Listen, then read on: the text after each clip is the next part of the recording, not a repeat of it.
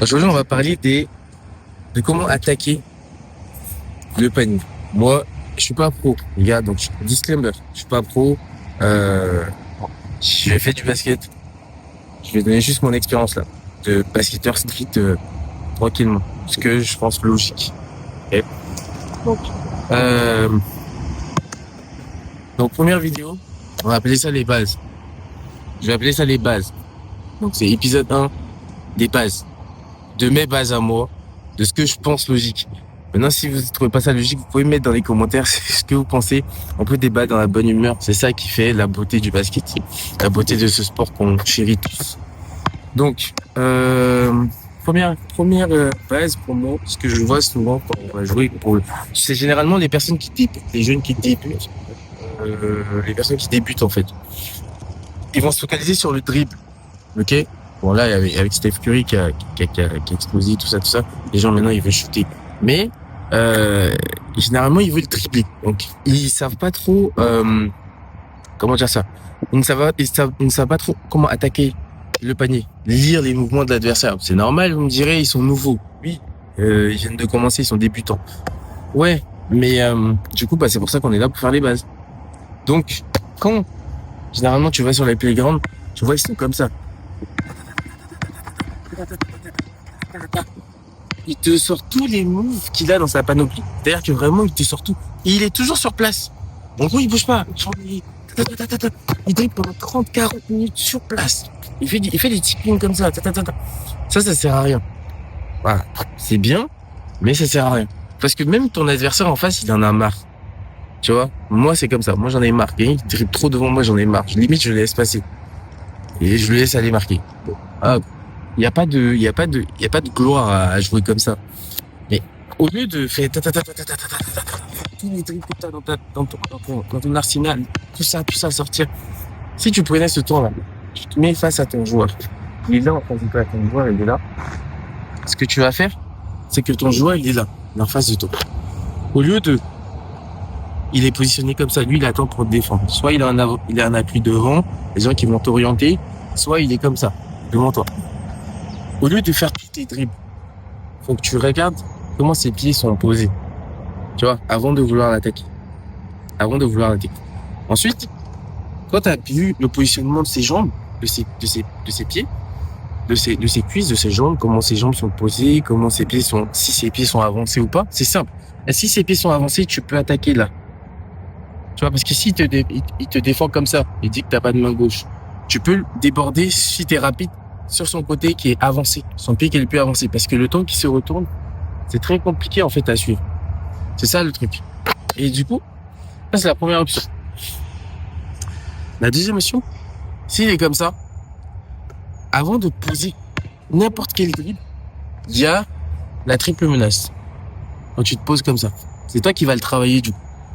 Moi, c'est ce que je vois. C'est ce que je conseille aux nouveaux, aux personnes qui débutent. Faut apprendre déjà la triple menace. C'est vraiment les bases. Et sur YouTube, vous trouverez plein de tutos sur la triple menace, dont même un tuto de Jordan sur YouTube. Si vous voulez, je mettrai le lien quelque part dans ma story, qui explique comment bien faire la triple menace. Vraiment la triple menace. Et du coup, c'est toi maintenant qui va bouger, qui va orienter le joueur, qui va l'emmener où tu veux. Tu vois, tu peux lui faire des feintes. Ok? Tu peux lui faire des feintes. S'il saute, tu drives. Si tu fais une feinte, il bouge pas, après tu shootes. Si tu bouges ton pied et tu vois que lui, il avance un pas pour te contrer, tu vois? Parce que quand tu shootes comme ça, quand tu te mets en position de shoot, quelqu'un peut s'avancer pour te contrer. Il s'avance, tu pars. Parce que tu vois qu'il y a une jambe qui est partie. En fait, il y a deux choses à retenir. C'est des débutants, ça s'adresse aux débutants, c'est les bases. D'ailleurs, je rappelle encore que je suis pas coach et que c'est juste mon expérience personnelle. Maintenant, voilà, c'est simple. Avant de poser un dribble, observe ton adversaire. Si il t'oriente, si t'es rapide, tu prends ici. Tu le prends de côté opposé auquel il t'oriente. Tu peux le déborder si t'es rapide. Et tu vas au double pas. D'accord? Ça t'économise de l'énergie. Deuxièmement, la triple menace. Apprendre à vraiment opérer la triple menace. c'est vraiment la base de moi, selon moi, la base, on va dire, du basket. Parce que à partir de ce move, tu peux faire plusieurs choses. C'est bien de savoir dribbler, faire des trucs, voilà, on fait ça, c'est marrant. Mais faut être effectif dans la vie. C'est ça, faut être efficace et effectif. Aller droit au but. Voilà. Merci les Marseillais. C'était... Oh, je vais me faire terminer. Je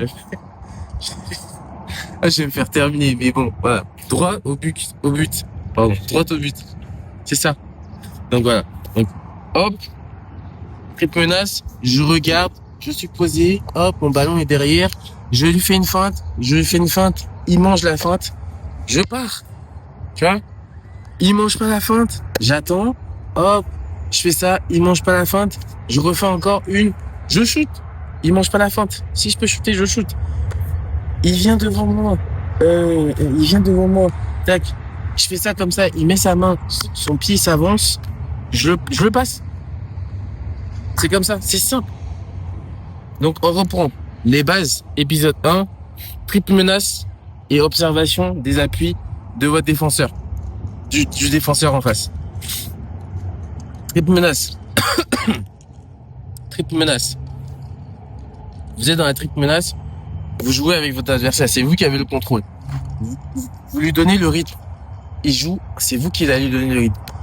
Moi, c'est vraiment la base qu'il faut utiliser. Donc, on reprend. La base. Aujourd'hui, dans l'épisode 1 de la base, on a appris la triple menace et observer les mouvements de son adversaire avant même de poser un dribble. C'est tout ce qu'il fallait apprendre aujourd'hui. Allez sur YouTube, regardez des vidéos de tuto pour faire la triple menace correctement. Apprendre la triple menace en tant que débutant, la triple menace, c'est la base. C'est-à-dire que vraiment pour déborder son adversaire, pour le prendre de vitesse, pour shooter, parce que ça permet d'observer avant même de poser un dribble. Important.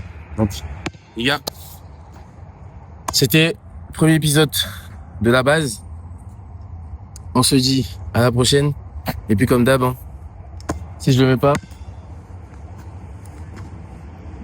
Ah.